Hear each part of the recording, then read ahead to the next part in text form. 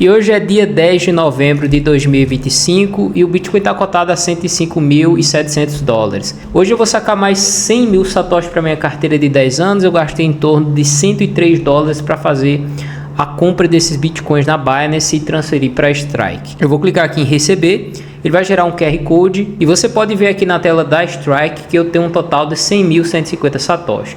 Eu vou vir aqui embaixo, enviar, Bitcoin Wallet, escanear e aqui eu vou colocar máximo. Cuidado para não colocar prioritário ou standard, que você vai pagar $1,70 e eu vou clicar aqui em flexível para ter taxa zero, tá? Vou clicar aqui em next e vou confirmar. Prontinho, agora é só esperar esses bitcoins chegarem na minha carteira. Bom, aqui na planilha a gente pode ver o seguinte, tá? Eu tô com 5% de ganho em Bitcoin, apesar de toda essa queda no preço do Bitcoin, né? E essa carteira aqui ela tem 338 dias, né? Esse tempo de baixa aqui eu considero o tempo de bear market, tá? Desde o 6 de outubro de 2025 que a gente tá, né, em baixa. Se o Bitcoin, né, ele fizer um novo topo, né, então pode ser que esse ciclo aí ele tenha meio que mudado, tá? Porque a gente já completou 550 dias, né? Mas enfim, né, pode se formar uma bolha ou não. Mas aqui eu vou levar essa carteira para 10 anos, então não vou me preocupar nessa oscilação de curto prazo, né? E apesar de toda essa queda, eu tô com 5% de ganho, né? Então vou vir aqui na parte de BTC USD, que é nas operações de compra e venda, né? Vou descer isso aqui para baixo, vou registrar o dia de hoje, que é dia 10. Então passaram-se 5 dias, né? Desde que eu fiz a última compra, eu gastei 103 dólares, mas agora eu comprei menos, tá? Eu comprei 100.100, exatamente 150 satoshi. Por quê? Porque da outra vez eu consegui comprar 100 mil dólares, tá? Agora eu consegui fazer um preço médio, né? Eu não cheguei a comprar exatamente nesse preço. Eu comprei a 100 mil dólares, eu comprei a 103, a 105, né? Então aqui o preço médio ele ficou, né, em praticamente 103 e a cotação do Bitcoin de hoje, né, é 105. E a rentabilidade acumulada, né, dá em 5%. Se a gente voltar aqui na tela do dashboard, a gente já consegue observar, né, algumas coisas, né, como por exemplo, a rentabilidade aqui, né, que ela já chegou a bater, né, 36%, cara, e agora veio caindo, né, com essa queda do Bitcoin, caindo bastante. E se a gente ver aqui o preço médio versus a cotação, né, meu preço médio ainda está abaixo, né, da cotação do Bitcoin. A única vez que eu consegui comprar, né, abaixo do meu preço médio foi da última compra, né, meu preço médio estava ali em 100.500 dólares e eu consegui comprar, né, a 100 mil dólares, né? Fazer um preço médio de compra. Então, muito bem, vamos aguardar para amanhã, né? Amanhã a gente vê como que tá o preço do Bitcoin, né? Então você pode ver que os 100.150 satoshis chegaram na minha carteira e nesse momento o Bitcoin está cotado a 104.150 dólares. Hoje é dia 11 de novembro. Antes da gente encerrar o vídeo, vamos falar do ciclo Bitcoin e vamos falar também, né, dessa resolução do Banco Central que equipara as operações de criptomoedas, principalmente stablecoin, com operações de câmbio. Vamos começar com essa declaração aqui, né, do Banco Central. Para isso eu vou utilizar aqui o Twitter declarando Bitcoin. Aconselho vocês seguir ela, porque geralmente qualquer notícia, né, relacionada à regulamentação, ela está sempre postando, ela é contadora, então se você precisar também de contador é só seguir ela aqui. Mas vamos dar uma olhada aqui em algumas coisas que essa resolução traz, tá? O Banco Central enquadra, né, operações com criptomoedas no mercado de câmbio e deixa o IOF ao redor da Receita Federal, com inclusão de 4 tipos de operações no mercado de câmbio, né, e confira no próximo card, né? O diretor da resolução disse que a Receita Federal vai definir como ficará a cobrança do IOF. Não vai ter cobrança de IOF sobre operações de câmbio, provavelmente em cima de Bitcoin e em cima também de stablecoins. Vamos olhar esses pontos e entender como vai funcionar, né? O Banco Central inclui o mercado de câmbio as seguintes operações. Ele tem pagamentos e transferências internacionais com cripto. Aí no caso, não só stablecoin, mas qualquer criptomoeda, mas provavelmente stablecoin, tá? Eles estão mais de olho em stablecoin, que é basicamente o que o brasileiro está usando, a stablecoin. Então eles estão de olho nesses pagamentos e transferências utilizando praticamente stablecoin e Bitcoin, as transferências ligadas ao uso internacional de cartão cripto. Então, todos esses cartões pré-pagos, né, que você utiliza, abastece com criptomoeda e paga com crédito, né, serão entendidas como operações de câmbio. Sinceramente, a única forma de você sair disso é você pedir saída fiscal do Brasil, tá? Mas dificilmente eles vão conseguir, se for cartões internacionais, eles vão conseguir rastrear isso. Enfim, eu gosto de utilizar o cartão da BIPA, né? Provavelmente vai ser vai continuar da mesma forma, afinal de contas, não existe no cartão da BIPA você dá como garantia, então você utiliza basicamente ela com um crédito. Então você tem crédito ali com garantia Bitcoin e você não paga automaticamente, né? Não é um cartão pré-pago. Então eu acho que para a BIPA não vai mudar nada. Agora, a gente também tem transferências entre exchange e carteiras próprias de autocustódia, o que isso aqui já é um problema, tá? Então, se você transferir stablecoin e criptomoeda de uma corretora para outra, eles vão entender isso como operação de câmbio, né? Ou para sua autocustódia. E aqui eles também vão pedir, né, o endereço, né, o seu endereço de autocustódia. Troca de cripto, né? Você está trocando Bitcoin por USDT, por exemplo, USDT por BTC, o USDT por BTC, por exemplo, né?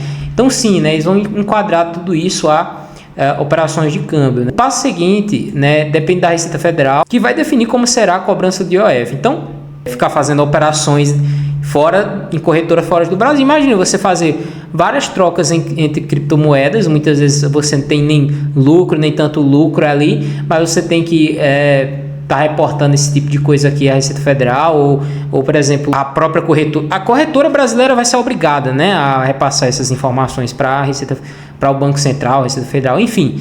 Então, assim, é uma burocracia muito grande, né? Não existe.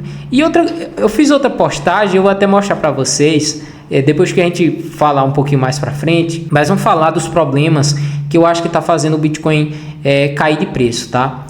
Primeira coisa é o ciclo de bear market, né? A gente está num bear market e muita gente ainda está acreditando que o ciclo vai continuar ou que vai ter essa história de autoconcisa.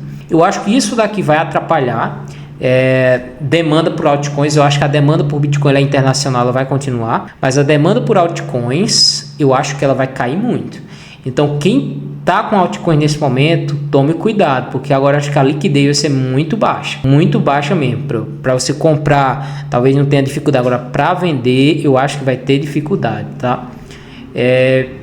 Agora, outra coisa que está fazendo o preço do Bitcoin cair, provavelmente, é as alavancagens, tá? Tem muita gente apostando em alta nesse momento, então você pode ver aqui, tá vendo? Ó, o preço faz o quê? Liquida, as pessoas apostando em alta, depois liquida as pessoas apostando em baixa, depois um monte de gente passa a colocar a margem, né, de sua garantia, né, de alavancagem abaixo. Então você pode ver que tem muito dinheiro aqui nessa faixa, até lá na casa de 100 mil dólares. Então existe, tá, uma chance muito grande do preço ir buscar para lá. Isso é um incentivo às corretoras jogar o preço para baixo para pegar esse dinheiro, né? Então, se a gente olhar as ordens de baleias, tá, aqui são ordens acima de 10 milhões de dólares, a gente consegue ver que elas estão colocando ordem exatamente nessa região aqui, onde a gente tem a liquidação aqui, ó, onde tem essas liquidações mais profundas. Então, nessas regiões aqui, entre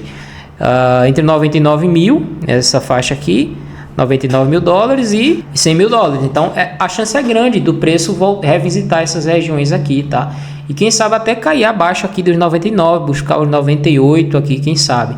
Então, é um problema, tá? Se a gente olhar também aqui em forma de calor, aqui você tem ordens de compra misturado com ordem de venda. Então, você tem aqui a margem, aqui ó, nessa região de 101 mil dólares e também aqui 99 mil para 100 mil dólares. E mais abaixo a gente também tem 98. É a região que eu venho falando para vocês há um tempo. Fica de olho nessa região de 98 mil dólares, porque a chance do preço ir buscar essas regiões por causa das liquidações é grande, né? Eu vinha mostrando esse gráfico aqui, ó, para vocês, né? Aqui, ó. Aí estava aqui em 30 dias e a gente consegue ver que a gente tem uma liquidação muito forte aqui, ó, muito dinheiro aqui nessa região de 99 mil dólares. E se ele cai mais um pouquinho, né, lá para a região de 98, eu acho que aqui limpa geral, né? Então, mas tem muita liquidez acima. É o que eu venho falando para vocês. É mais fácil jogar o preço para baixo do que para cima. Então, existe essa possibilidade. Outra coisa que eu acho que está fazendo o preço do Bitcoin cair é isso aqui, cara. Eu postei isso aqui no X, você pode me seguir, né? Observe que a demanda por Bitcoin continua crescente. É isso aqui, né? Então isso aqui é o que? É os investidores recentes no Bitcoin, os investidores de curto prazo, é o supply de curto prazo, né? Então você vê que ele está subindo nesse momento e o preço está caindo. Geralmente quando a gente tem demanda no preço, o preço sobe, né? E quando a gente não tem essa demanda, o preço fica lateral. Mas nesse momento aqui a gente tem a demanda crescente e o preço lateral. O que eu coloquei aqui, tá? Foi o seguinte, ó, sabe qual é a minha opinião sobre isso? E essa é a minha opinião. Tem uma entidade vendendo Bitcoin falso, sei lá, corretoras, empresas, estão tentando suprimir a demanda criando Bitcoin ilegítimo, né? O Bitcoin falso. A única forma de bater de frente com isso é retirando Bitcoin das corretoras. Então, esse vídeo é um incentivo você tirar Bitcoin das corretoras. Ah, mas como eles criam Bitcoin falso? Um rapaz aqui me perguntou, como vender Bitcoin falso? Aí eu respondi aqui para ele, ó. Ótima pergunta, as corretoras não vendem Bitcoin, elas vendem uma espécie de TD Bitcoin. Então quando você compra Bitcoin dentro da corretora, é como se fosse um crédito que você tem com a corretora, então você tem o direito de sacar determinado valor. Aqui eu explico, ó, um sistema de reserva fracionária que diz o seguinte, o cliente fulano tem um crédito de 0,01 BTC na corretora. Isso dá o direito dele fazer o saque, né, dessa quantia. Porém, se ela tiver uma reserva fracionária, a corretora pode ter apenas 0,001 BTC, o que é bem menor do que esse 0,1 no balanço, né? Coloquei valores pequenos para ficar fácil de entender. Claro, né, a corretora tem bem mais do que isso, mas, por exemplo, somar todos os bitcoins dos clientes, sei lá, ela tem 100 bitcoins, 100 mil bitcoins, e eles vão ter menos do que isso. Porque eles pensam, a gente está no ciclo de baixa, né, e tal, o pessoal vai vender. Só que esse é o que aconteceu com a FTX, né? A FTX estava vendendo esse tipo de... Todas as corretoras fazem isso, né? Mas eles eles não tinham Bitcoin para pagar os clientes. Esse foi o problema. Tanto que quando eles devolveram em dólar para os clientes, não foram em Bitcoin. Então, Bitcoin é legítimo apenas na sua carteira, a qual você consegue visualizar o saldo na mempool. Então, você tem, quando você gera uma carteira, você tem a chave privada gera uma chave pública. Se você enviar Bitcoin para essa chave pública, você cola na mempool aqui, como eu faço aqui várias vezes para vocês verem, né? E com esse endereço você consegue fazer a autenticação da rede. Então, veja, né, que a gente tem problemas agora no Bitcoin. Outro problema é o pessoal acreditando em altcoins, que vai continuar subindo. Tem esse problema agora, né, das resoluções, né, que vão equiparar a criptomoeda, né, operações, compra, venda, transferência, troca, a operações de câmbio. Você tem as corretoras suprimindo o preço do Bitcoin, que eu acho que isso aqui é um problema muito grande. Isso pode fazer o preço entrar em bear market, acabar com essa demanda que a gente tem. E você tem golpes surgindo, né? Então você já tem aí histórias de hacker, né? Como a Balance, que foi hackeada, né? Então, assim, a gente já está começando a ver problemas. Eu vinha falando para vocês nos outros no ciclo, né, nos outros vídeos. Mas olha, você não precisa sair no final do ciclo, saia antes, porque os problemas eles começam a surgir. E quando esses problemas começam a surgir, cara, você deposita Bitcoin na corretora, ela não tem Bitcoin para te devolver. Você deposita reais, não tem. Você vende seu Bitcoin, tenta sacar reais ou dólar, não tem. Espero que você tenha gostado desse vídeo. Forte abraço, vejo você no próximo vídeo.